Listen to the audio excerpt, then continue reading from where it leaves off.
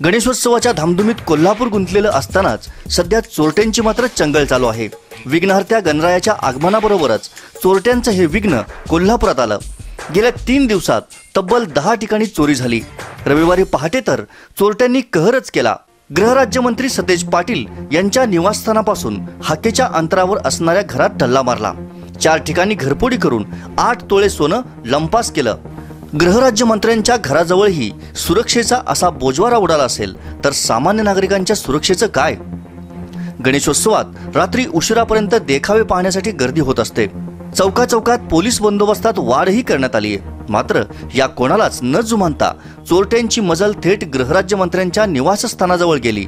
अशा स्थितीत पोलीस यंत्रणा नेमकं करते तरी काय असा सवाल सध्या उपस्थित होतोय।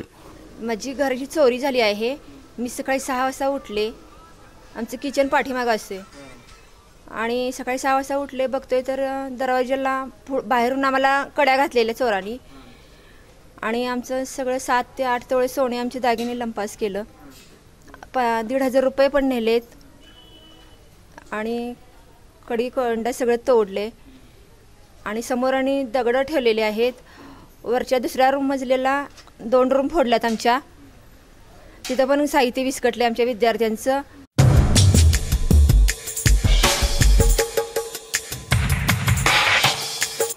आपल्या लाडक्या गृहराज्यमंत्र्यांनी गणरायाला काय मागणं मागितलंय हे माहीत नाही। मात्र कोल्हापूरकर राहू देत, किमान त्यांच्या भागातल्या नागरिकांना तरी सुरक्षित ठेव असं साकडं गणरायाला घालण्याची वेळ गृहराज्यमंत्र्यांवर आली आहे।